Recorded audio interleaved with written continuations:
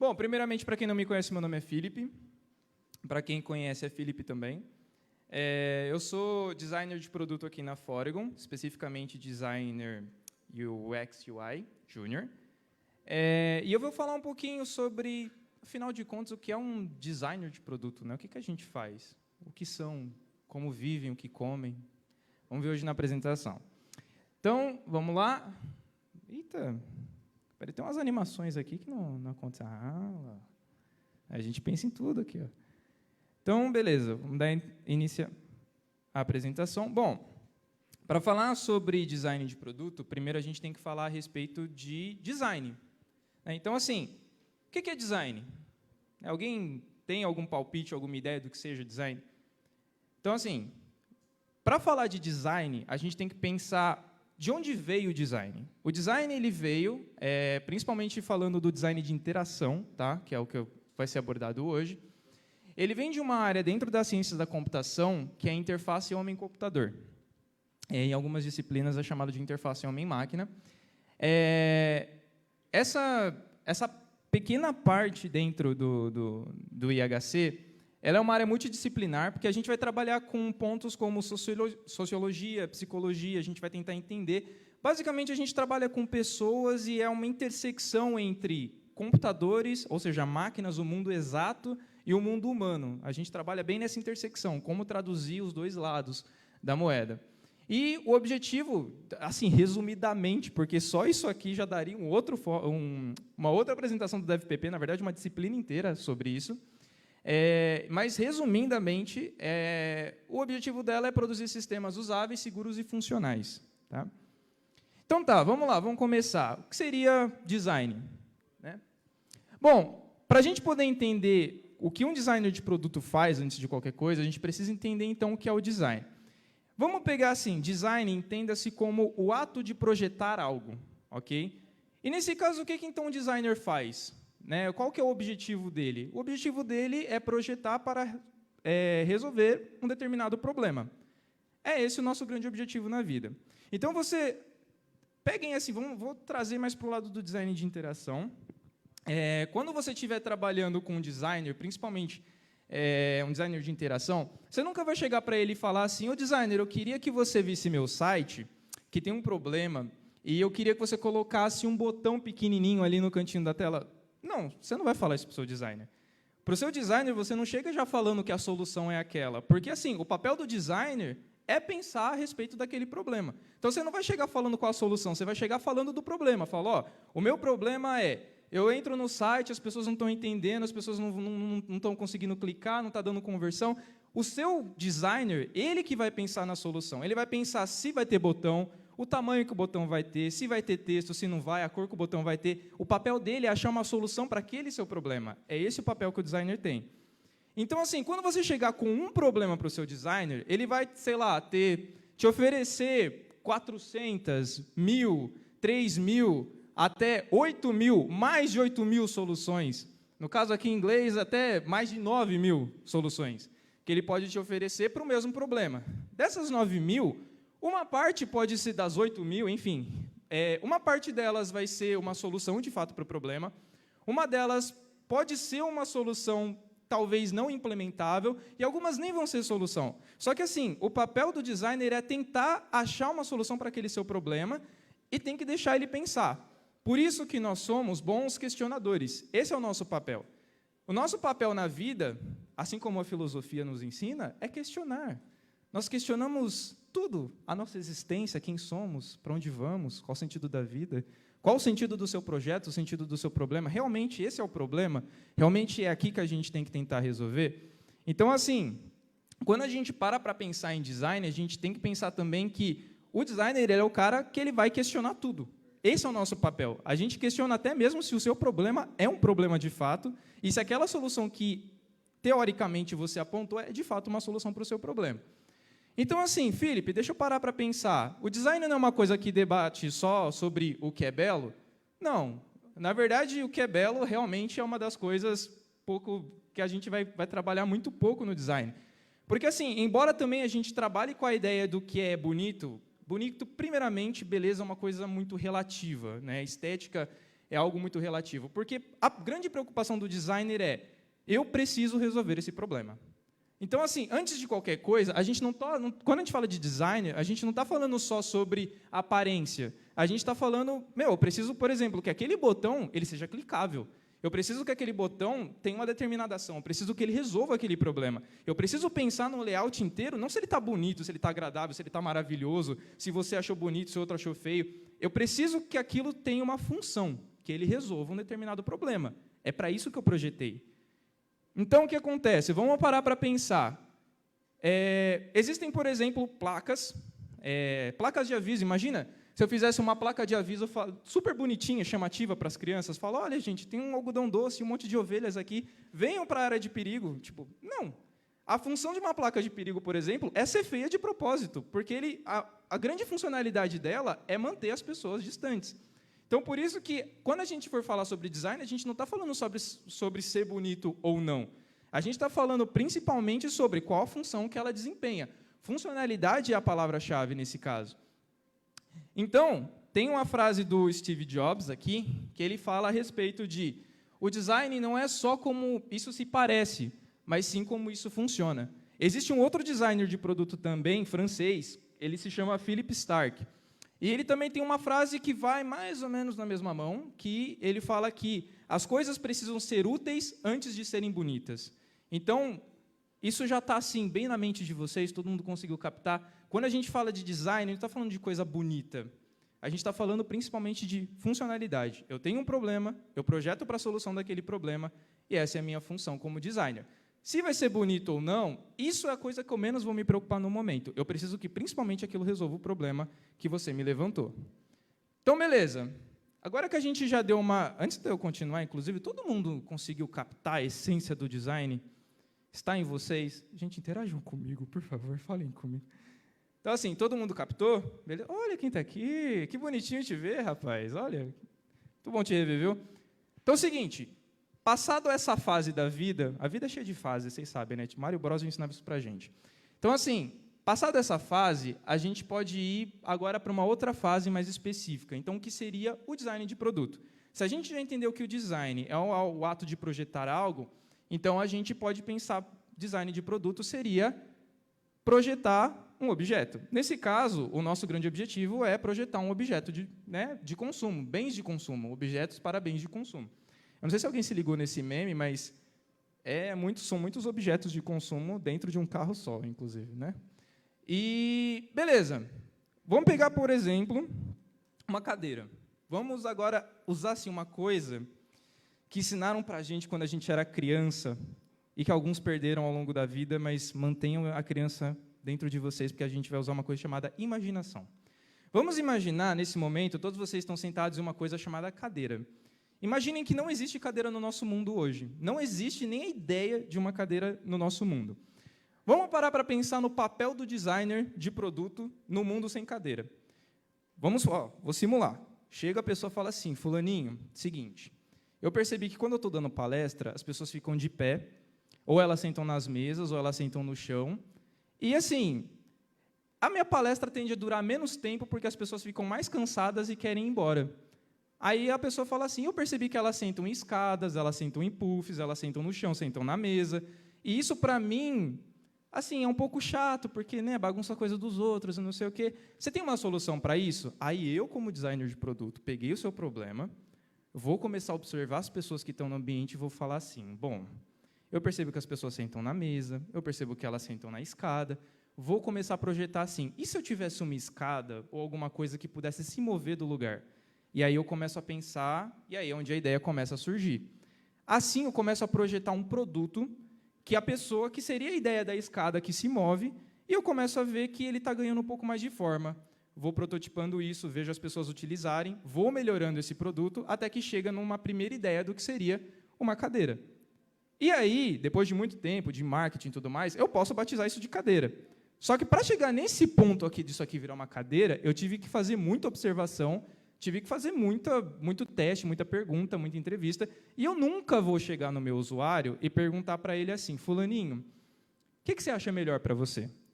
Porque, assim, o usuário, ele mesmo não sabe o que ele quer. Antigamente, muito antigamente, quando os carros não existiam, se você chegasse para as pessoas com o intuito, pensando assim, a gente está perto da era de inventar os carros. Se você perguntasse para as pessoas antigamente que tinham carroças, e você chegasse assim, meu, e aí? O que você quer? O que você acha melhor para você, de uma forma de você andar mais rápido? As pessoas iam sugerir carroças mais rápidas, ou carroças com mais cavalos. Elas nunca chegariam na ideia de um carro, porque não é o papel delas. Esse é o papel de um designer pensar. Esse é o papel de você ter um problema e achar uma solução. Então, você nunca chega numa pessoa e pergunta assim, fulaninho, então, você acha melhor fazer desse jeito ou fazer desse jeito? O Walmart, inclusive, fez isso um bom tempo atrás.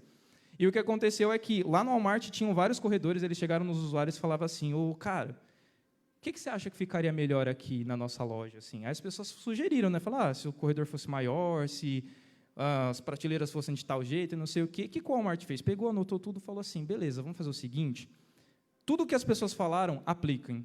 Eu quero que aplique tudo que elas deram de sugestão.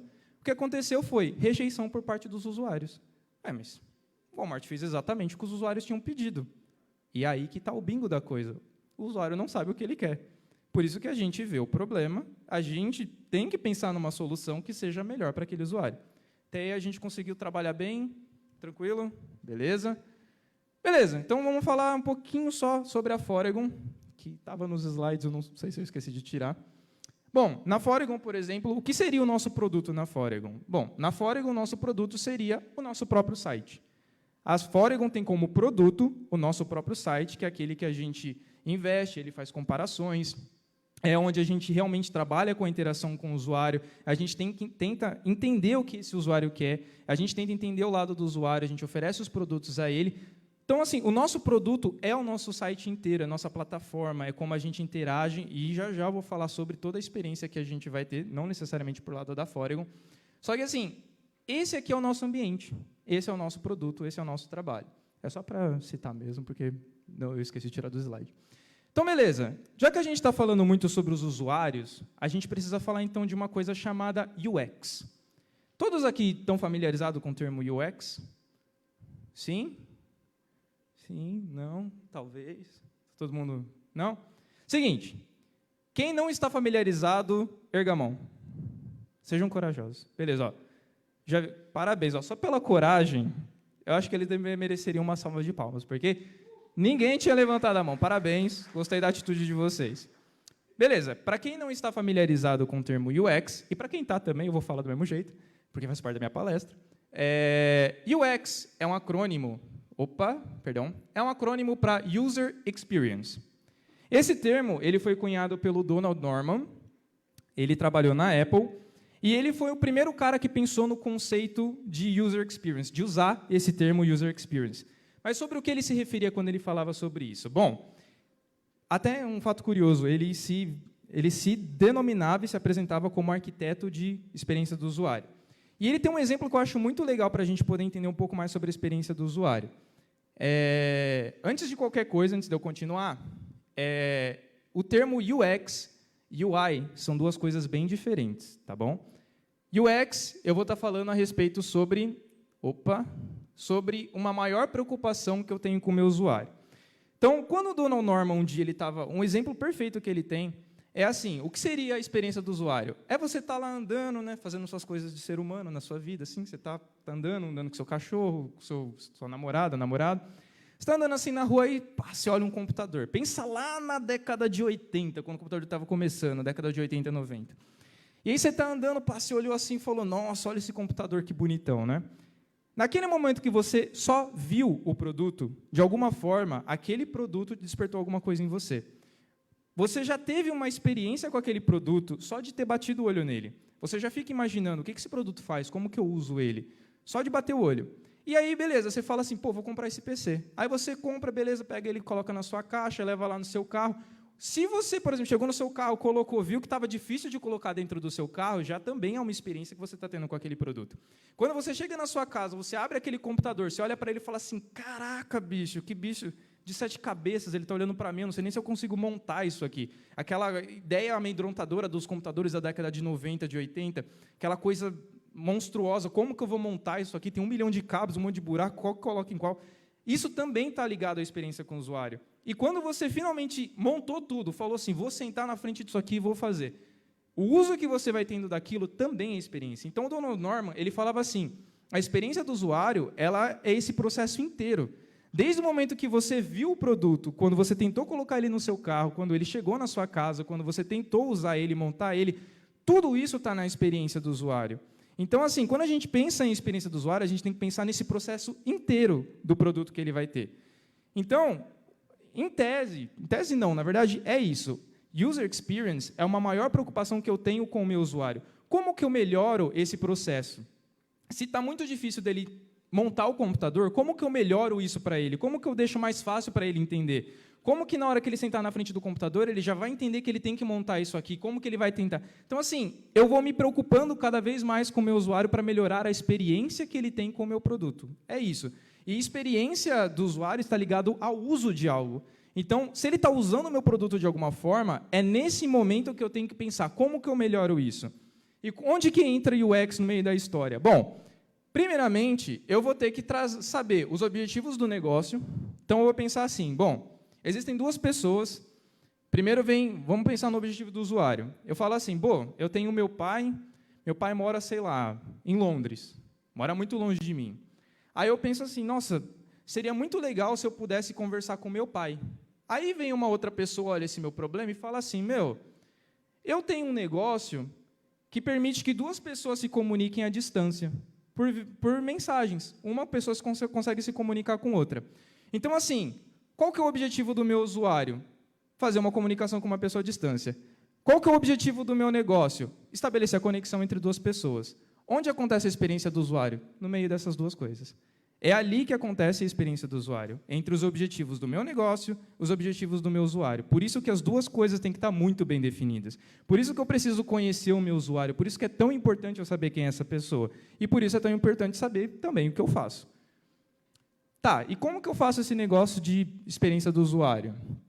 Seguinte, o que a gente diz é que nós não projetamos a experiência do usuário. Não dá para você projetar, por exemplo, uma pessoa ficar feliz ou triste ou com raiva de usar o seu produto. Isso não tem como você projetar, está muito fora do seu controle. O que nós projetamos é um espaço onde essa experiência pode acontecer. Então, nós não projetamos a experiência, nós projetamos para a experiência. Nós projetamos pequenos containers onde a experiência pode acontecer. Então, como que isso aqui funciona? Antes de eu falar um pouquinho sobre o exemplo, rapidinho, vou falar bem rapidamente mesmo, porque só isso aqui já dá um outro DevPP, uma outra apresentação, que é o diagrama de Jesse James Garrett. Para poder, assim, pensar, como que eu vou, então, melhorar a experiência que o meu usuário tem?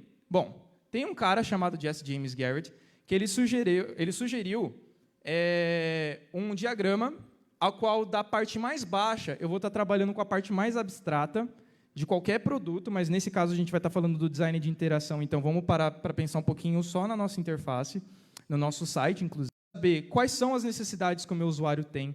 Eu preciso saber tudo sobre os objetivos do meu negócio, os objetivos do meu usuário, eu preciso saber tudo isso, e conforme essas camadas vão subindo, ela é separada tanto para a experiência do usuário quanto para a interface.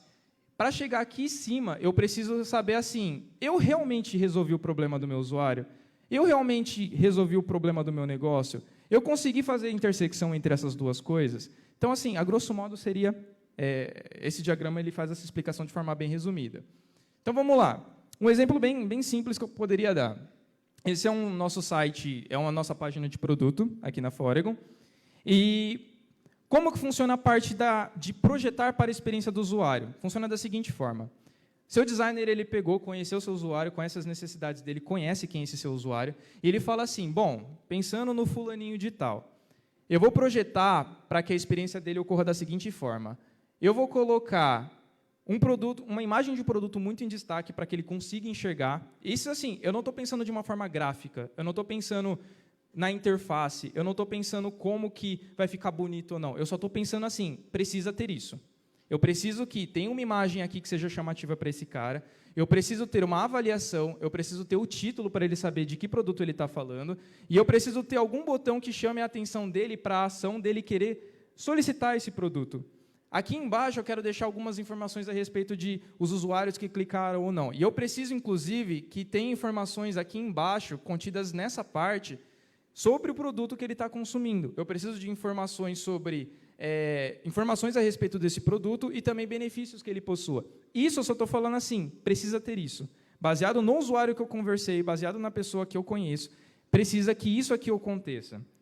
Basicamente, eu fiz isso. Projetei para que a experiência do usuário ocorresse dessa forma. Ele olhou, entendi qual que é o produto, já sei qual que é o nome dele, vi a avaliação dele e eu quero solicitar. Projetei para que a experiência dele ocorresse dessa forma. Então, assim, e principalmente, de que todas essas formas ocorram da forma mais intuitiva possível. Porque quando a gente fala de user experience, a gente tem que pensar sobre a usabilidade. Usabilidade é a palavra-chave. Porque, assim, quanto mais rápido e mais fácil for para essa pessoa entender, quanto mais intuitivo for para ela saber o que ela tem que fazer, melhor é. Opa. Beleza. Até a parte de UX. Alguma dúvida? Está meio nebuloso? Porque a gente vai começar na parte de UI. Então, vamos falar da parte de UI. Da questão, por exemplo, da parte de UI. Tá, o que seria UI? A gente está falando de User Interface, interface do usuário. Vamos parar para pensar um pouquinho no martelo. Vamos pensar no design do dia a dia. O martelo é uma interface que você interage com ela diretamente. Eu pego o martelo, eu quero usar o martelo, eu olho assim para ele e falo assim, essa parte aqui, se eu fizer alguma coisa, ela vai destruir alguma coisa. Por exemplo, uma dinamite no chão. É um exemplo. E aí, por exemplo, essa interface ela é muito fácil da gente utilizar. Eu só pego e uso. Agora, por exemplo, quando eu tenho uma furadeira. Uma furadeira é um objeto que eu preciso de ter uma comunicação, mesmo que mínima, para que ele entenda qual que é o momento dele começar a fazer uma ação ou quando ele parar de fazer uma ação. Ou como aquelas parafusadeiras. Eu vou falar para ela assim, eu quero que agora você parafuse e agora eu quero que você desparafuse. Essa comunicação entre o usuário e entre a máquina, ela ocorre por meio de uma interface. Nesse caso, por exemplo, da furadora, acontece por meio de um botão. Esse botão ele é um componente de uma interface de usuário. É com ela, por meio dela, que o usuário ele vai interagir com essa máquina. Então, assim, vamos parar para usar um pouquinho de novo a imaginação e vamos imaginar que o mundo não tem porta. Não inventaram uma coisa chamada porta. Alguém chega para mim e fala assim, fulano, então, eu queria ter o poder de, quando eu estiver dentro de um ambiente, que eu pudesse fechar a parede quando eu quisesse e abrir a parede de novo. Porque, às vezes, eu quero ter privacidade, às vezes, eu quero conversar com o mundo todo. Então, eu queria ter esse poder de fechar a parede e abrir a parede. Aí eu começo a pensar muito e falo assim, rapaz, se eu tivesse um negócio que ele empurra, aí abre, aí ele fecha, eu começo a matutar a ideia. Eu falo assim, vou criar um negócio e vou chamar ele de Jaime. Aí chega o cara e fala assim, não, Jaime é muito feio, chama de porta. Eu falei, beleza, então vou chamar de porta. Aí a pessoa olha assim e fala assim, beleza, tem uma porta. Só que ele fala assim, quando bate o vento, essa porta abre e fica aberta. E é uma coisa inesperada, porque se eu fechei ela, eu quero que ela continue fechada. Aí eu começo a pensar numa coisa, eu penso assim, então eu vou criar um outro negócio que você pode interagir com a porta, que na hora que você fechou, ela fecha, e quando você quiser abrir, você interage com esse negócio, ele abre. Aí ele olha assim e fala, beleza, você dá o nome do quê? Eu vou chamar de Cristóvão. Ele fala, não, Cristóvão é muito feio. Chama de maçaneta. Beleza, chamei de maçaneta. Projetei a maçaneta para ele. É o mecanismo pelo qual o meu usuário vai interagir. Só que, assim, se eu não pensar muito bem como o meu usuário pode interagir com isso, ele pode tentar experimentar abrir a porta de várias formas, inclusive assim. Então, ele poderia, assim, falar, como que eu interajo com esse negócio aqui? Me fala. Aí eu falo, não, fulano, mas eu projetei para que a experiência fosse de outro jeito. Ele fala, então, mas a sua experiência foi projetada de um jeito e a pessoa está fazendo isso. Entendeu como é importante a gente projetar, desde a experiência até a interface? As duas coisas são bem conectadas. Então, beleza. Pegando aquele exemplo quando eu falei de que eu projetei a experiência, é onde eu começo a trabalhar agora a interface. Porque se o cara que projetou para a experiência acontecer, projetou para que a experiência tivesse algo que chamasse atenção aqui, uma imagem aqui, um título aqui, quando eu estiver trabalhando com um designer que vai trabalhar com a interface do usuário, um designer UI, ele vai olhar e falar assim, se você falou que tem que ter uma imagem chamativa, então eu vou pensar numa imagem que tem um tamanho tal, eu vou dar uma cor de letra bem chamativa e uma tipografia bem alta aqui para ele, bem grande, e as avaliações eu vou pensar para que elas ocorram desse jeito, com essa cor, e as coisas que eu não quero que chame tanta atenção, eu vou usar uma cor mais clara e um tamanho menor, e já que você está falando que tem que ter uma coisa bem chamativa, um botão bem chamativo, eu vou dar uma cor bem chamativa aqui para ele, e bem grandão também. Então, ou seja, toda a experiência que foi projetada, todo o container de experiência que tinha sido projetado, quando vai para a parte da interface, do UI, é aonde elas começam a ganhar mais forma, mais vida. Então, desde a experiência, tem que ser desse jeito, e como que eu faço para que essa experiência ocorra dessa determinada forma? E é aí onde o UI entra. Beleza?